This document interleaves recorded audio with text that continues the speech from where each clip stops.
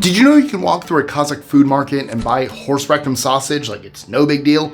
Or that in Taiwan, there's a popular snack that looks like a peanut-covered popsicle, but it's made of pig's blood and sticky rice? I'm Mike with List 25, and today I'm counting down 25 of the most extreme street foods in the world, starting with a dish so bold, you have to bite it before it blinks. In Mexico, nose-to-tail eating isn't just respected, it's actually kind of delicious. Most of us know and love a standard taco, but here's one you probably haven't tried. Tacos de ojo. And if your Spanish is a little rusty, yes, it's warm corn tortilla filled with tender, jiggly chunks of cow eyeball. The whole cow head gets steamed or roasted overnight, then the taquero pops out the eyes, chops them into cubes, and piles them high with salsa, onion, cilantro, and lime. The taste? Mild. The texture? Pure gelatin. Think beefy jello with a side of nerves. So I think we can all agree gelatinous cow eye is bold, but is it as bold as cracking open an egg and finding a beak inside? In the Philippines, balut is comfort food, but for anyone seeing it for the first time, it's a hard no. It starts as a fertilized duck egg, incubated just long enough for a baby duck to start forming. Bones, feathers, the works. Vendors keep them warm in baskets and crack the shell so you can sip the hot, savory broth before peeling it open. Inside, there's yolk, a soft embryo, maybe even a tiny beak.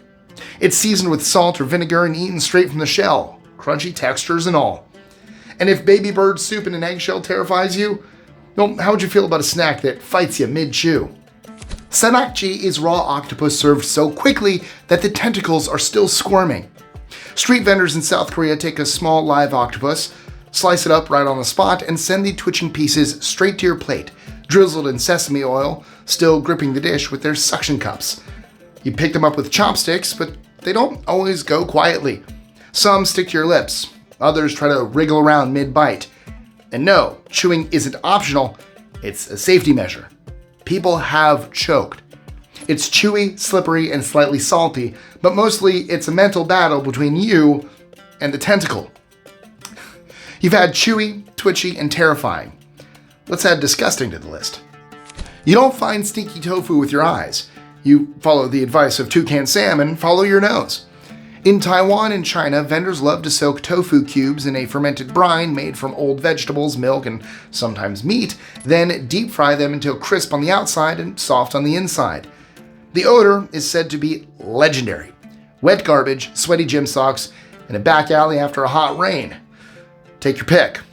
But one thing is certain, it hits you long before you reach the stall. Locals swear it's worth it once you're past the smell, and honestly, who knows? Maybe it's an acquired taste. But that first whiff, it is a full body event. Kind of like durian. Now, when it comes to extreme food, smell is one thing. But our next street snack has 8 legs and a face. In the Cambodian town of Squon, nicknamed Spiderville, vendors stack piles of deep-fried tarantulas like they're handing out snacks. These palm-sized spiders are dug out of the ground, defanged, and tossed live into hot oil until their legs go stiff. Then they're marinated with garlic, sugar, salt, and MSG, then sometimes wok-fried again, just for good measure. The result is a crispy, crunchy exterior with a soft, sometimes gooey center. The legs are manageable, but the abdomen can hold organs, eggs, or worse. So some people skip the belly entirely. However, the local kids eat it like popcorn, and tourists love to line up for the bragging rights. Alright, if you thought spiders were hard to swallow, wait until you meet the fish that's basically marinated in its own pee. In South Korea's Jeollado province, some street stalls serve a dish that smells like a public toilet and stings like bleach. It's called Hongeo, fermented skatefish, and it's as intense as street food gets. The fish isn't gutted or salted. It's just left to ferment on its own urea, a waste compound that breaks down into ammonia, for weeks. By the time it hits your plate, it's gritty, slimy, raw, and absolutely reeking of ammonia. Locals usually wrap it in lettuce with kimchi and pork, then wash it down with makgeolli. The smell clings to your clothes, your skin, and even your breath. Some people can't even finish a bite before they start gagging, which is what happened to me with durian. Again, I'll mention durian. It wasn't the smell that got me, though. It was the texture. If you've ever had durian, It's like weak old rotten banana texture. It smells terrible. Texture got me. Wonder if durians could be on this list. Next up, a dish that's proudly homemade, totally traditional and wrapped in something most people wouldn't even touch with gloves on. Kaza is a traditional sausage made in Kazakhstan with horse rib meat and fat stuffed into the horse's cleaned lower intestines. Yeah, I know. It's a beloved dish found in the markets like Almaty's Green Bazaar, where entire lengths of rib and intestine sausage hang behind glass or get sliced up on the spot. The meat is seasoned, packed into the casing, then air-dried or smoked until it's ready to serve cold or boil for soup. It's rich, spicy, and full of history. But knowing it's wrapped in the horse's digestive tract throws a lot of people off, especially when they find out it's not even considered weird here. Okay, let's pivot to something that squirms before it sizzles. Pivot? Pivot! Sorry. In the Amazon city of Iquitos, you'll find fat white grubs being grilled right there on the street. They're pulled straight from rotting coconut trees, and in Peru are called suri. In Southeast Asia, you'll see a similar thing called sago grubs. Strange name aside, they're giant beetle larvae and are about the size of your thumb. Vendors skewer them and roast them over charcoal, and if they're cooked all the way through, they crisp up and kind of taste like chicken skin.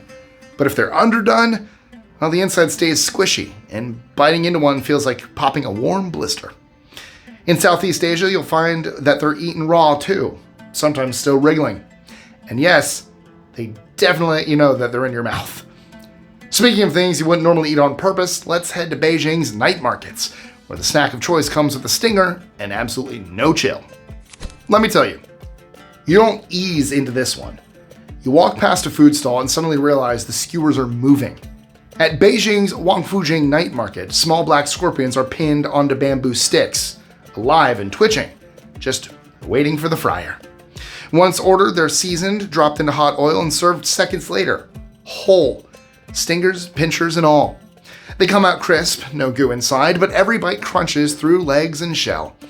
The idea of eating a venomous arachnid is hard to get past, even if the sting is technically harmless, and, well, so most locals skip it. Tourists, on the other hand, can't resist the dare. Anyway, just when you thought nothing could top a deep-fried scorpion, here come the reef worms. And they're spreadable. Once a year, just before sunrise, Samoans head to the ocean with buckets and scoop up worms. Palolo are bright blue-green sea worms that swarm to the surface during a short seasonal window, and when they do, it's a full-on food event. They're soft, gloopy, and eaten on the spot, raw, wriggling, or sometimes spread on toast like a salty, oily jam. Some fry them up with butter and onions, but plenty of people just slurp them fresh. They only appear for a couple of mornings a year, which makes them special. And yes, if you're not used to it, it might be a little hard to watch. But let's take a break from gooey ocean creatures and meet Ethiopia's version of fermented survival food. In parts of southern Ethiopia, bread starts by digging a hole in the ground. Locals take the trunk and root of the Enset plant, known as false banana, and bury it for months to ferment. What comes out is a sour-smelling, slightly sticky pulp that gets kneaded into dense slabs of bread called kocho. You'll see it wrapped in leaves and sold in open markets, sometimes served with raw spiced beef or honey. The smell is sharp and musty, and the taste takes some getting used to. However, for people who grew up with it, it is the ultimate comfort food. From buried starch to blood on a stick, let's head to Taiwan for a snack that looks sweet, but definitely isn't. In many parts of the world, people don't touch pork or pork-related products at all. However, in Taiwan, they'll take pig's blood, mix it with sticky rice, steam it into a dense block, and serve it on a stick. It's called, fittingly, pig blood cake. And at night markets, you'll spot it sitting in warm steamers coated in peanut powder, cilantro, and a splash of hot sauce. It looks like a fun chocolate popsicle. That is until you bite into it. The texture is slightly sticky, a little spongy, and it comes with a deep mineral flavor that hits you right away. It's bold, old school, and absolutely 100% not for the squeamish.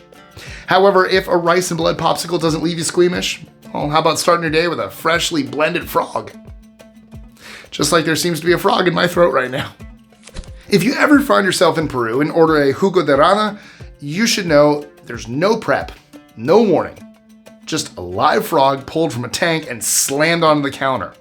Within seconds, it's skinned by hand, fast and matter of fact, then tossed into a blender. Bones, organs, everything, along with herbs, maca root, honey, and sometimes the odd quail egg. It's thick, greenish-brown, and slightly gritty if it's not strained well. Locals drink it for energy or virility, but watching it made fresh is a lot. The frog goes from tank to blender in seconds, and once you've seen the process, sipping it becomes a serious mental challenge, even if you believe it works. Now, we've done raw, we've done blended. Now, we're going straight to roasted. But this one might hit a totally different nerve. And that's because you're not just eating meat. You're eating something that still looks like it had a name. In Peru and Ecuador, guinea pigs are butterflied, roasted whole over coals, and served with their tiny feet, claws, and teeth fully intact. And while you and I might want to cry seeing it, it's a street food staple and a festival favorite, often eaten with potatoes and spicy sauce. The flavor is said to be complex and gamey, but it's hard to focus on that when the thing on your plate still has a face. My cousin Ryan tried it once. I think he enjoyed it. I'll have to ask him. Ryan, if you're watching this, let me know. Text me, buddy. Some people go for the crispy ears, others go straight for the brains. Either way, it's not a dish that lets you look away. Moving on. If you're still with us, after roasted rodents, well, brace yourself, because the next item has a name so vague, you'll wish it stayed that way. I bet soup number 5 was given that name to be vague on purpose, because what you're actually getting is a hot bowl of bull testicles and penis, simmered for hours with garlic, ginger, and spices. The dish, also known as lansiao, is served in roadside diners across the Philippines as a, shall I say, pick-me-up? Well, let's just say it's a pick-me-up, especially for men. The meat is chopped into bite-sized pieces, though knowing what it is tends to linger more than the flavor. It smells like stew, it looks like stew, and then your teeth hit something that feels suspiciously like it used to have a function. It's not the soup that messes with you. It's the second your brain whispers, "You just ate that." Since I've covered a dish with private parts, let's get personal with something that still has a full set of teeth. If you ever sit down to a plate and find it looking back at you, congratulations, you've reached sheephead territory. In Morocco, whole heads are charred to remove the wool, then slow roasted until the meat's falling off the bone. In places like Jema El Fena, you can actually just point to the part you want, the cheek, the tongue, even the eyeball, and it'll be served up fresh and hot, no questions asked. Norway and Iceland do their own version of the dish too, but theirs is usually steamed with the eyes still in. The flavor? Fatty, smoky, and apparently genuinely tasty. Meanwhile, over in Korea, people are skipping the big roasts and reaching for cups full of bugs that are better boiled, seasoned, and served one squirt at a time. Beondegi is more of a go-to snack for older generations, especially since it was big from the 60s through the 80s. A warm, salty cup of little brown bug cocoons, steamed in broth and served with a toothpick. They're about the size of a peanut, but with way more personality. Bite into one, and the shell pops to release a burst of earthy, slightly fishy juice. Some say it tastes like boiled shrimp with a hint of mushroom. Others say it tastes like regret. Either way, if the smell doesn't get you, well, the texture probably will. Our next dish swaps silkworms for something a little angrier and a lot more acidic. If you're wandering through a forest market in eastern India and catch a whiff of something sour, spicy, and strangely vinegary, you've probably found chopra. That's red ant chutney. And yes, it's exactly what it sounds like. Vendors collect entire nests from sal trees, ants, eggs, everything, and roast the whole hull to make a bright orange paste mixed with garlic, chili, and tomatoes. The ants still have formic acid in them, so the flavor can hit somewhat like a wasabi uppercut. It's grainy, fiery, and there's nothing strange about finding yourself chewing on a tiny little ant leg. I just know this next one will hit all the right buttons since it's eaten while still very much alive. And tipsy. You don't just eat drunken shrimp. You wrestle with it first.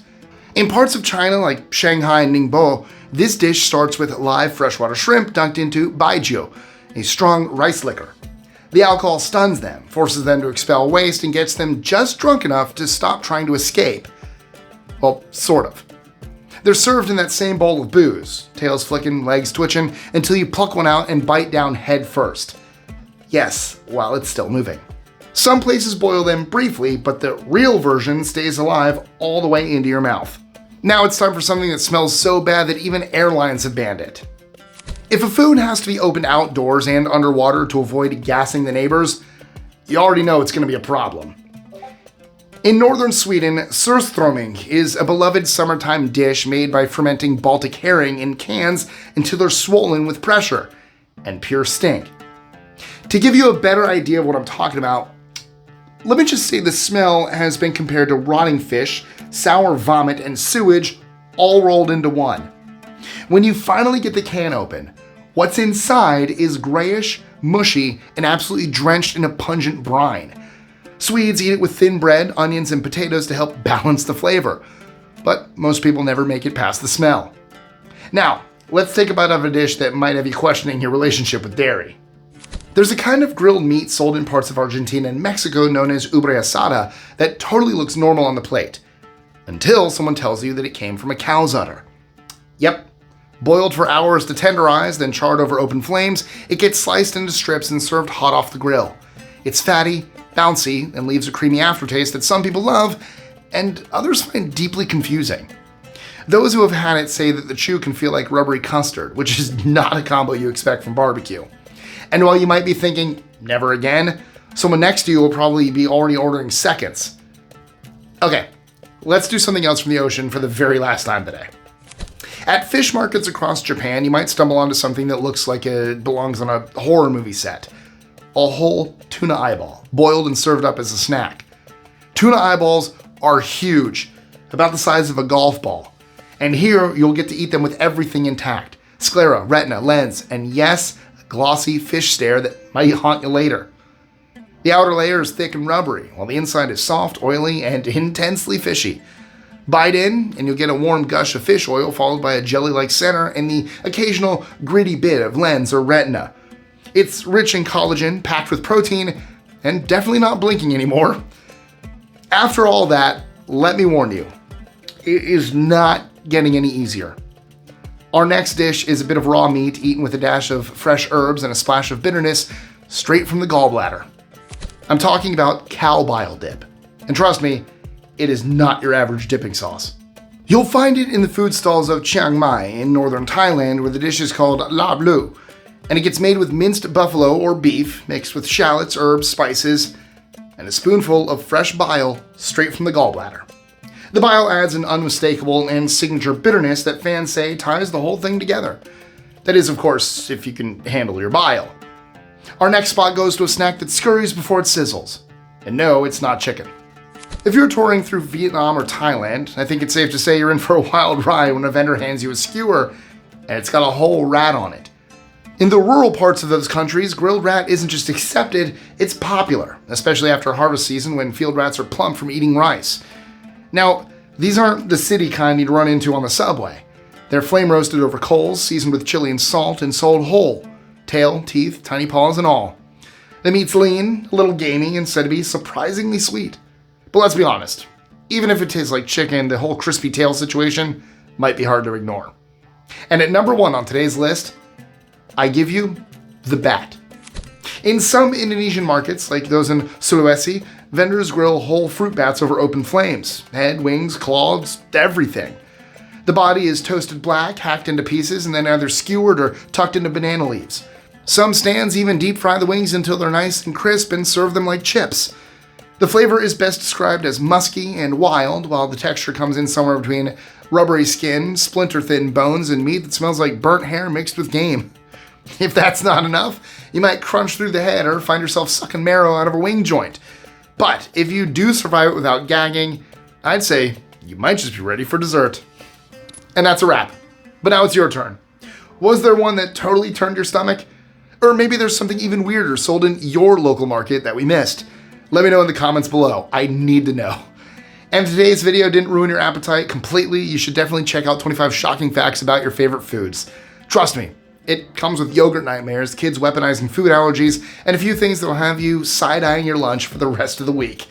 Don't forget to subscribe and hit that bell, and as always, thank you guys so much for watching. I'll see you guys over in the weird food aisle.